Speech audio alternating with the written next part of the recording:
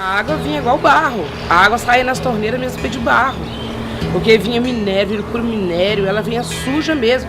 Não tinha condições da gente nem tomar, nem fazer nada com ela. A gente abria a torneira, era barro que saía.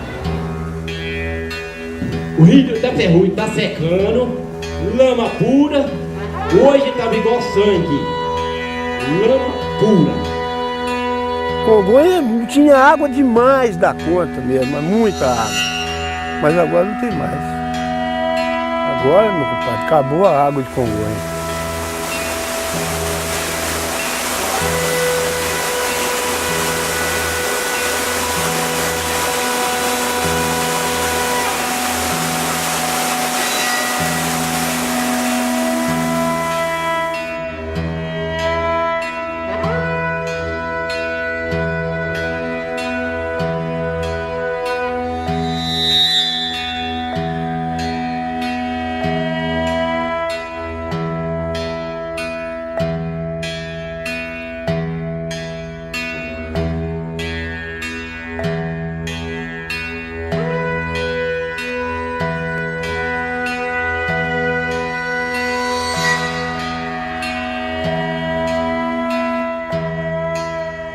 Meu nome é Maria Aparecida Matos, sou moradora do Pires, Congonhas, Minas Gerais. E desde 2009 a gente sofreu um impacto, ambiental muito grande. Uma estrada que a Anamisa fez ali, atingiu a barragem de água. E com isso a gente sofreu muito, porque a gente ficou muitos dias bebendo água suja e ninguém fazia nada. Até que os próprios moradores tomaram a atitude de pegar a água e levar no Ministério Público, onde o promotor ajudou a gente e a gente começou a correr atrás. Aí nisso, que a companhia começou a dar água de galão pra gente e de pipa. Fez isso por 3 anos, hoje ela não dá mais, nem água mineral e nem pipa, não abastece mais. E com isso a gente vem sofrendo, porque muitos dos dias a gente fica sem água, principalmente as partes altas, porque soterrou muita barragem, onde tinha água pra gente, que os próprios moradores teve que juntar e limpar essa barragem pra gente ter água, porque a gente ficamos 3 dias sem água e até hoje tá lá o problema, Quando chove a água chega suja, porque ela não foi limpa, porque não tem como limpar, e a gente tá nessa aí até hoje. Tem vários bairros que sofreram e aqueles pequenos agricultores, pequenos sitiantes, eles é que sentiram que quando chegava o mês de outubro, novembro, que a água diminuía, hoje eles estão vendo que os olhos d'água estão ressecando, só retornando quando volta a chuva.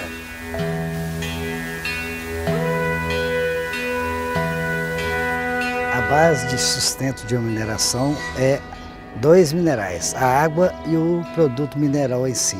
A água que dá condições para se poder se transformar o minério na qualidade assim desejada. Ou seja, quando veio o processo de mineração para Congonhas, nós entendemos que estaria vindo também o desenvolvimento.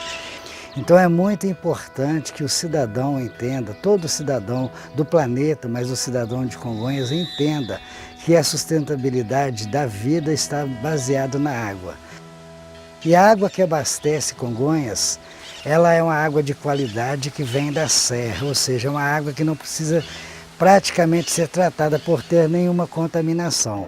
Mas quando vem o processo da mineração, ele vem na intenção de tirar todo o minério existente nas serras. E nessas serras estão exatamente a preciosidade da nossa vida, que é a água.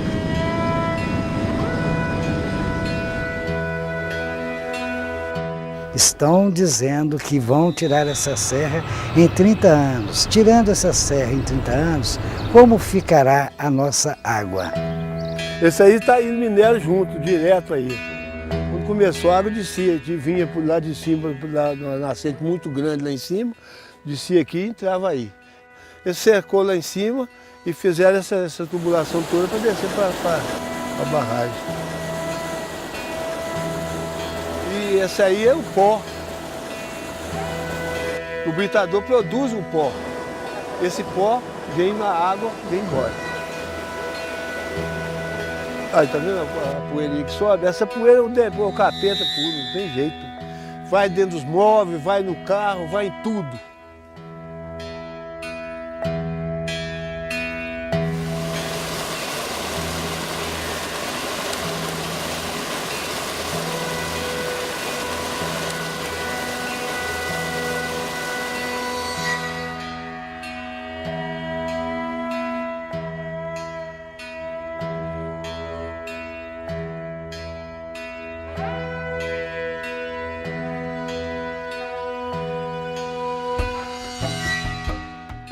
Hoje eu levantei a calça para cima e falei, vou entrar lá na minha passagem. Aí eu entrei. A água está um tantinho assim, a lama. O rio da Ferrugem está secando. A água está secando. Eu cheguei aqui ontem, aqui não tinha água para beber. Então nem a Anglo, nem a própria prefeitura está preocupada com a situação do sapo. Então eu chego aqui em pleno meio-dia e nenhuma residência aqui tinha uma gota de água.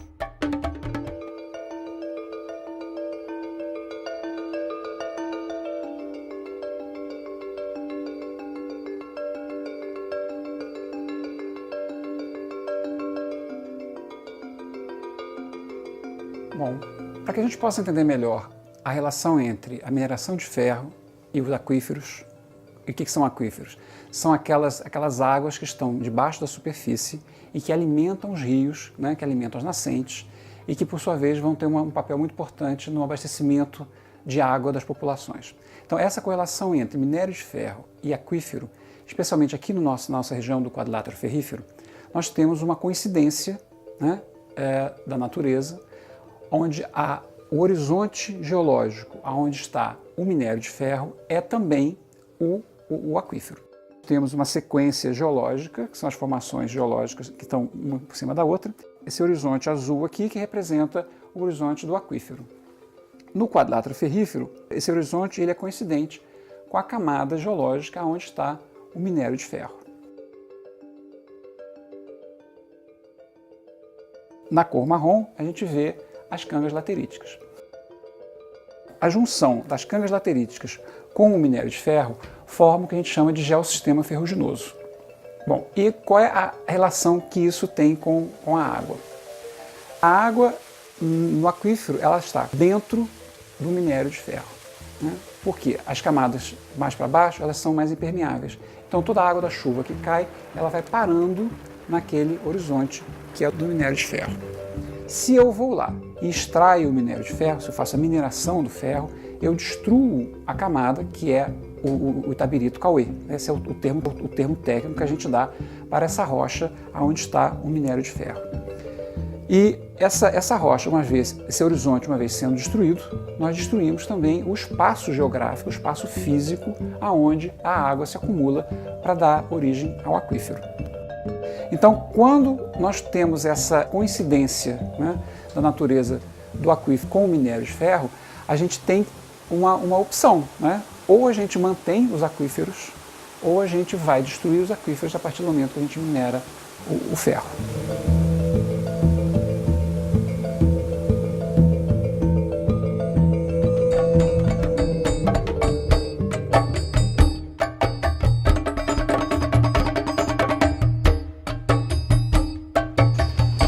Esse problema agora desse vazamento no córrego Paciência, vindo inclusive para a represa, morreu o peixe e ninguém tomou nenhuma providência. A gente sabia desde o início que tinha contaminação com cianeto, contaminação grave, e assim, a população não foi avisada, não foi comunicada. Não tem gente daqui que pesca na represa, que utiliza a água da represa para poder molhar a plantação, para dar para a criação. Nada foi comunicado, como se nada tivesse acontecendo, né? Eu estava lá sem saber que tinha havido. Depois a Cirlei que me falou que teve um acidente lá, entendeu? Eu falei que vinha saber aqui na Coroa. Então a represa está em cima, aí o córrego passa por baixo da represa, né? Sim. Mas com esse acidente que teve aí, que arrebentou fora da represa, entendeu? Veio tudo pro meu lado, né? Pro meu terreno e para os outros que estão abaixo de mim, entendeu? Segundo o pessoal, mais de 40 caminhões de cianeto, né? O que hoje pode falar que a mineradora fez pela gente? Mas será que é só vir destruir daqui a um tempo vai embora? E a gente que mora? E a gente que fica aqui? A gente sonha em não é querer mais, querer ter o que ainda é da gente, né? Porque se um dia tudo isso acaba, o que a gente vai contar que era o Curuí?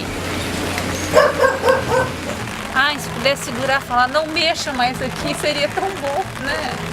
Então, quer dizer, eles estão atrás do ouro, eu estou atrás da água pura.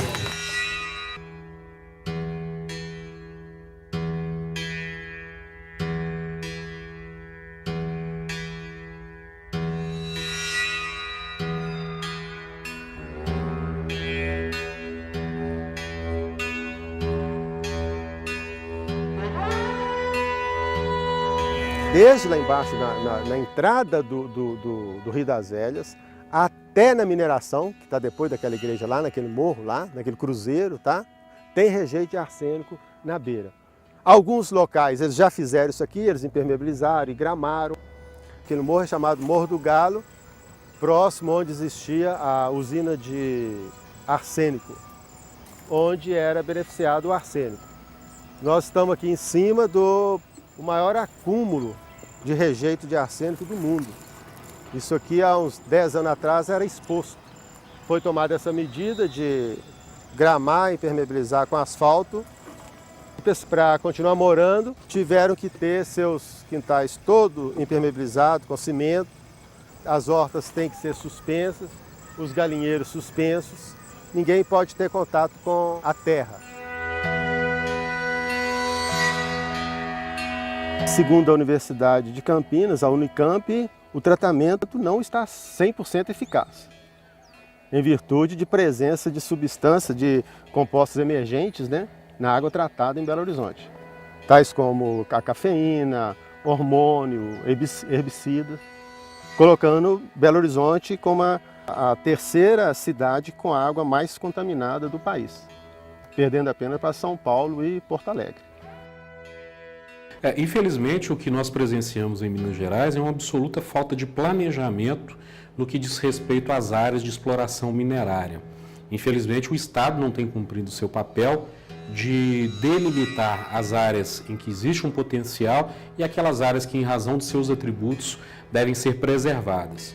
Infelizmente, no nosso dia a dia, o que nós presenciamos é atividades minerárias sendo desenvolvidas em áreas diversas, sem que haja um prévio planejamento sobre, inclusive, a viabilidade desses empreendimentos, de uma forma que isso pudesse impactar menos os atributos ambientais e, dentre eles, sobretudo, a questão da água. No quadrilátero ferrífero, infelizmente, os dados que nós temos já à nossa disposição indicam um comprometimento muito grande dos nossos recursos hídricos, seja por rebaixamento de lençol freático, seja pela presença de metais pesados nos cursos d'água e outros problemas também que não estão somente circunscritos à mineração, como, por exemplo, o lançamento de esgoto nos cursos d'água.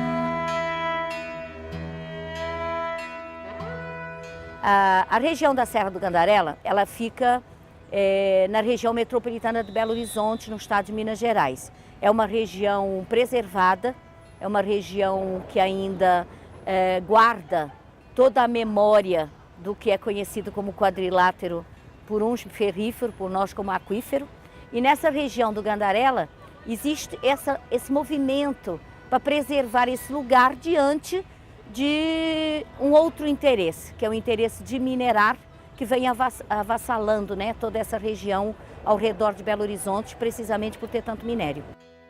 Que tem uma relevância tanto em termos ambientais, os mais diversos, biodiversidade e recursos hídricos fundamentalmente, porque esses recursos hídricos não são só para os municípios onde a serra está, mas inclusive para a região metropolitana de Belo Horizonte, e a salvaguarda de uma biodiversidade fundamental para o clima, inclusive de Belo Horizonte, e uma grande variedade de patrimônios culturais e arqueológicos. Então é uma região que, com o Parque Nacional da Serra do Gandarela, junto com a RDS, pode se transformar inclusive num alto potencial de geração de emprego e renda para toda a região. Um outro modelo, inclusive, para o nosso estado, que tem toda uma história baseada numa atividade que é finita, que é a mineração. Essa região, ela pertence ao balneário de Raposos. O manancial nessa região é tombado pelo patrimônio municipal. E o que ameaça esse ribeirão, esse balneário, esse manancial, é a ameaça da mineração Apolo. O Apolo, nosso projeto principal e muito importante para o aumento de produção de minério de ferro de alta qualidade, ainda não foi executado, mas nós estaremos perseverando em busca do licenciamento ambiental. Trata-se de um projeto de investimentos estimado em 4 bilhões de dólares e capacidade de produção de 24 milhões de toneladas, portanto, um valor expressivo para Minas e para o Brasil.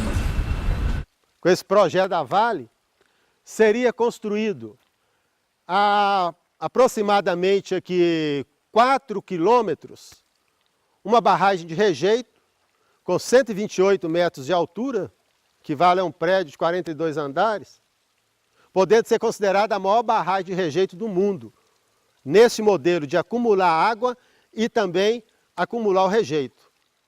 Está colocando nossa população bastante apreensiva, porque aqui dá uma diferença de nível do pé da barragem de 200 metros. Então, um acidente qualquer lá em cima, o que é que vai ocasionar? Além do minério, para o progresso, para o desenvolvimento, nós temos que preservar nossas águas, nossa fauna, nossa flora, que valem muito mais que o minério, até do ponto de vista econômico, Um litro de água vale mais que um litro de minério. Eu acho importante, nós teremos sim um novo marco regulatório da mineração, mas que não olhe só o minério que está na terra ou na água, mas que olhe também que em cima dessa terra e dessa água, ou ao redor dela, tem gente de carne e osso. Não, a mineração não vale trocar água pelo minério que é exportado para a China. Comunidades indígenas, comunidades quilombolas, comunidades originárias que precisam ser respeitadas e ouvidas ao se elaborar um novo marco regulatório. Eu tenho silicose no pulmão. Eu falo com vocês, nós aqui dessa região, nós não precisamos de mineradora para sobreviver. Não pode ser essa lógica, é isso que eu estou querendo dizer. Se a nossa lógica não for os trabalhadores da mineração, a população dos municípios atingidos de mineradores, o meio ambiente, que tem lugar, por exemplo, não ouvi ninguém falar, tem lugar que pode minerar, tem lugar que não pode minerar. Alguém falou isso? Existe algum lugar nesse universo que pode minerar? Tem todos. Não pode minerar ou não?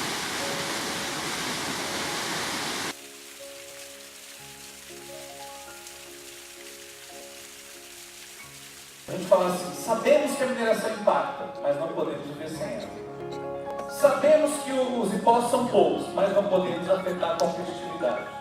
Sabemos que é necessário minério para o mundo, mas a natureza tem que ser preservada. Primeiro, é necessário assumir um ponto de observação, de que ponto de vista você está olhando. Infelizmente, eu tenho que dizer que a maioria dos que estão discutindo esse plano nacional de mineração está olhando de um ponto de vista privilegiado, que é o ponto de vista das empresas mineradoras que dominam esse país. Esse é o ponto de vista que está sendo. Por que eu digo isso? Plano Nacional de Mineração. Hoje a gente produz 370 milhões de toneladas de minério de ferro. Qual é o Plano Nacional de Mineração? Que fala do meio ambiente, que fala de várias coisas. Duplicar até 2015 e chegar a 1 bilhão de toneladas de minério de ferro em 2030. 1 bilhão! Aí eu pergunto para vocês, como se chega a 1 bilhão de toneladas de minério de ferro preservando o meio ambiente? A vida não existe sem água. A água é o primeiro minério que precisamos e é o que falta atualmente para milhões de seres humanos. Precisamos de viver, o resto é o resto. Onde queremos chegar? Para onde estamos indo? E, pelo amor de Deus, quem somos? Somos os que sobraram de 300 anos de exploração. Porque, na verdade, hoje, a situação me parece muito pior do que nos tempos coloniais. Estamos vendendo as nossas paisagens. Estamos arrancando de nossa terra coisas que pertencem ao futuro, pois estamos falando o tempo todo de produção de minério. Deveríamos fazer de tudo para, a cada dia, consumirmos e extrairmos menos minério. Ganhamos o minério de presente da natureza, ganhamos de Deus. Na verdade, o futuro precisará destes minérios também.